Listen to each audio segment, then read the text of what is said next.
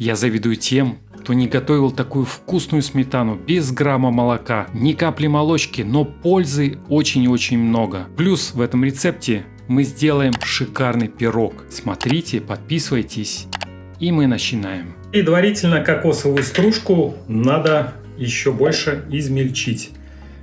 Это сделает более вкусную структуру. Кокосовую стружку я взял в количестве 100 грамм. Туда же сразу же добавляю соль, пол чайной ложечки. Перемешиваю. Получилась кокосовая пудра. Туда сразу же я отправляю стакан теплой воды. 250 миллилитров. Туда же сразу я отправляю 30 грамм кокосового масла. Вот так вот.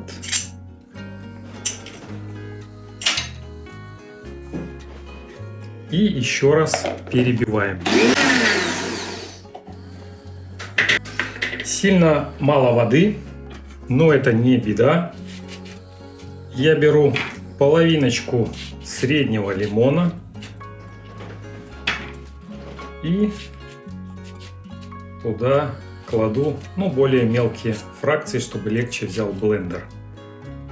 И вливаю еще один стакан. Один стакан у меня 200 грамм воды. Вода идет теплая. И смотрите, как быстро пошло впитывать кокосовая стружка, уже даже кокосовая мука, в воду. Я постепенно добавляю воду, чтобы не переборщить. Беру еще полстакана или же 100 грамм воды. Уже делать не стоит.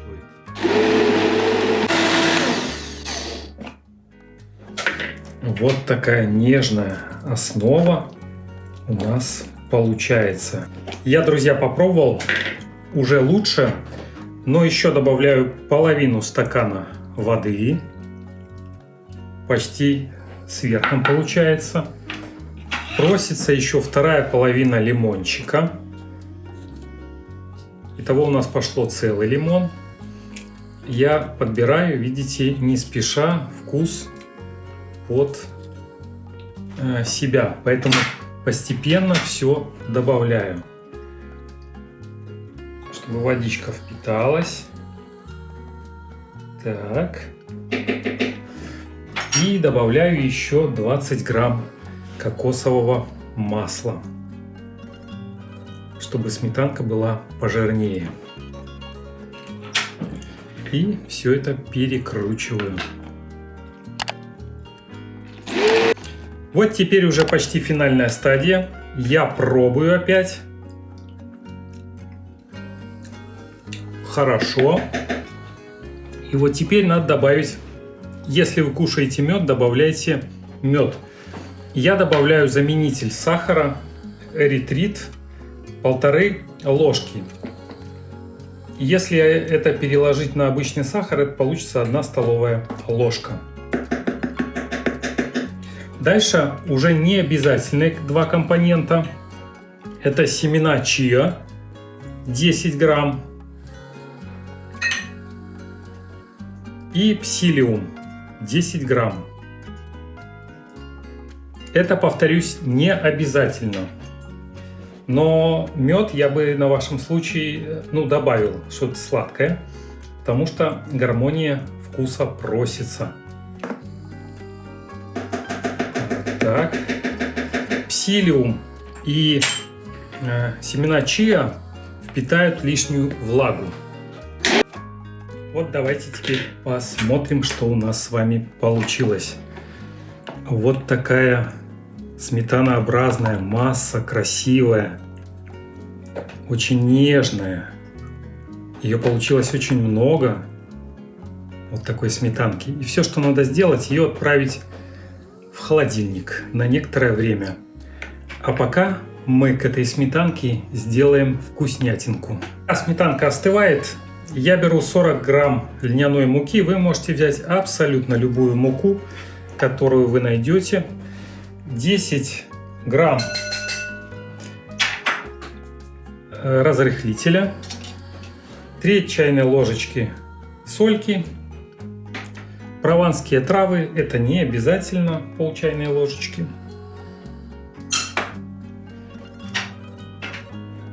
Немножко водички, буквально 20 грамм.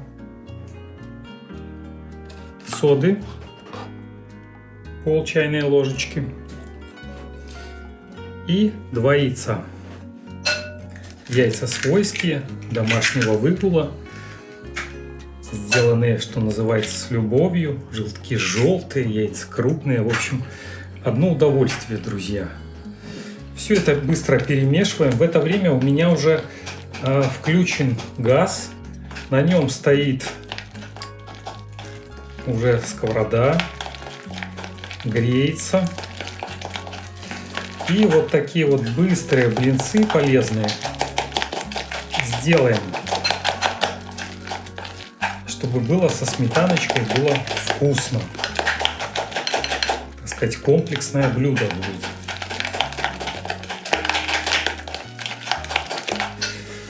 Я беру сразу же, добавляю масло, кокосовое масло, буквально вот чуть-чуть, грамм 10, чтобы оно растопилось. Добавляю огонь, и пусть себе оно топится. И перед самым завершением, когда вот уже будем выпекать блины, нам надо будет добавить еще один важный ингредиент. Я хочу, чтобы тесто было более влажное, поэтому еще добавляю воды. У меня пошло примерно в общей сложности полстакана или же 100 грамм воды. И я сейчас смотрю консистенцию, поскольку хочу, чтобы все это было жидким. Уже лучше, но мне хочется еще более жидкое. Поэтому добавляю, и в итоге я добавил примерно 70 грамм воды в общей сложности. Быстренько размешиваю. У нас будет составной блин, очень интересный. Вот теперь мне уже нравится. Последний ингредиент я добавляю для активации. Это яблочный уксус, 2 столовые ложечки. Вы можете взять вместо яблочного уксуса обычную лимонную кислоту или лимонный сок. Посмотрите сразу, как пошла реакция. И именно сейчас нам надо начать выпекать наши блины. Уменьшаю газ, чтобы он сильно не палил. И вот теперь, пока работает максимально тесто, я его отправляю на сковороду. И это и есть секрет пушистого блина или оладьи, можно так сказать. И быстро-быстро я разравниваю. Он растет буквально сразу на глазах. И его желательно не сильно тревожить. Я сделал тесто ровно на 2 блина. Почему? Сейчас я вам объясню. Пусть блин себе доходит, а нам надо быстренько с вами сделать в какой-то емкости. Вот, к примеру, вот эту емкость я беру. 2 яйца.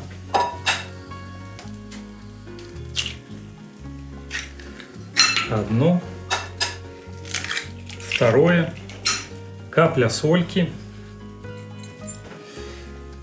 Чуть-чуть берется паприки, 1/3 часть ложечки, чуть-чуть перчика и берется чуть-чуть водички, примерно 10 грамм. Все это я взбиваю венчиком.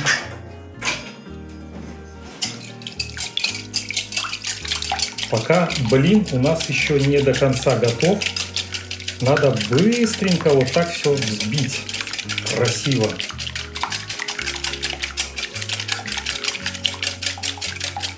Вот так вот. Готово. Отставляем. И смотрим, что у нас с блином. Посмотрите, как он вырос. Добавляю огонь. Пока доходит блин, я сделаю более пышное. Вот это вот пышную середину нашего торта. Я беру чуть-чуть соды, 3 чайные ложечки, и беру уксуса 1 столовую ложку. И это быстро перемешиваю. И смотрите, какая идет мощная реакция. Все это выросло. И пока оно у нас растет, нам желательно блин перевернуть.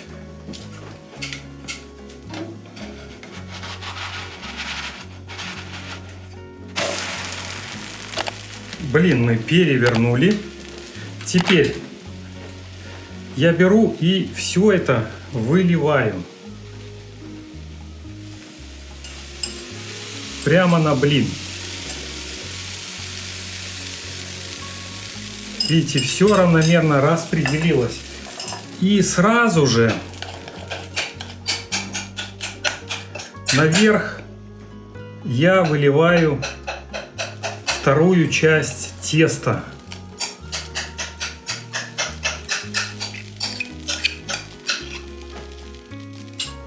Лопаточкой это лучше делать. У нас получается с вами вот такой импровизированный пирог.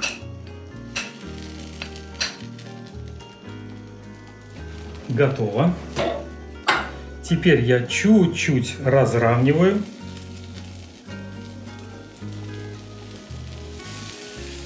Это уже более для красоты делается,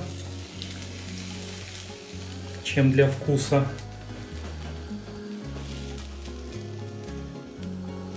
Очень хорошо. Можно сделать вот такие вот сердечки, эти лучики у солнышка. Ну, в общем, проявить фантазию. Все. Теперь обязательно закрывается крышкой. Обязательно.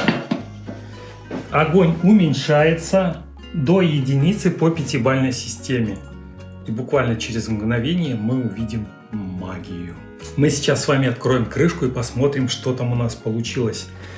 А пока мне интересно, какая из двух картин вам нравится больше? Верхняя или же нижняя? Нижнюю я нарисовал вот буквально самая последняя. Вот такая. Эту я нарисовал чуть раньше.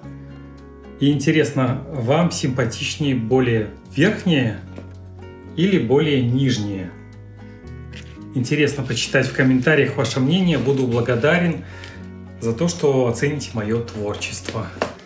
Ну, мне как художнику приятно это будет знать. А пока давайте посмотрим, что у нас получается. Вот такая вот красота.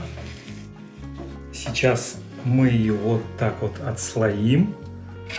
Потом подставим широкую лопаточку, вот такую, и перевернем.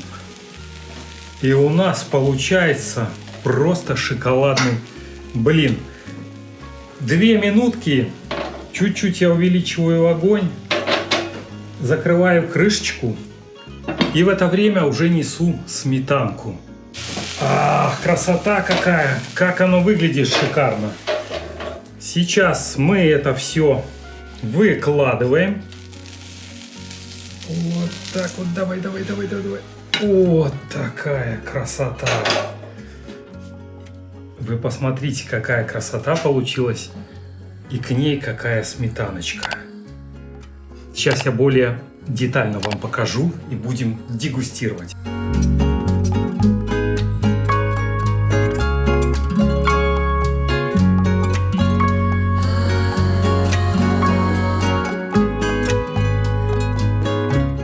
Ох, друзья, столько сметанки получилось без молока. Она такая шикарная. Просто идеально. Ну, сейчас будем пробовать. И хочу вам блин показать, который получился. Скорее, это не блин, а даже многослойный пирог. Пахнет шикарнейше. И давайте посмотрим, что там у нас внутри данного пирога. Я беру долечку такую. Его, кстати, можно даже вместо пиццы использовать. Посмотрите, какой он пропекся хорошенько. Внутри он словно шоколадный. Настоящий шоколад. И аппетитно, очень аппетитно. Я беру сметанки. Вот так вот. Еще сметаночки. Вот. Ну и зеленушечки. Обязательно, я люблю зелень. Вот такая красота.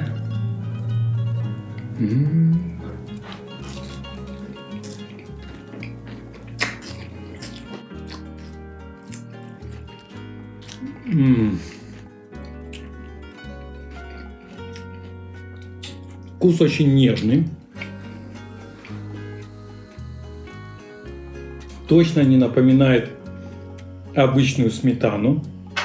Вкус другой, но какой вкус, сложно сказать, его сложно передать. Интересный.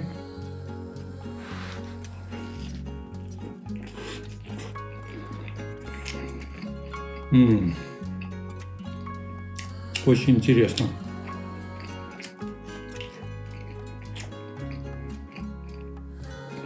Я почему-то уверен, что обязательно стоит попробовать вам данный рецепт. А кроме того, поставить лайк. Я буду признателен. Ох, друзья, какая вкуснота. Пока я буду дегустировать этот пирог, посмотрите вот этот шикарный рецепт. Он в 2 раза проще и такой же вкусный.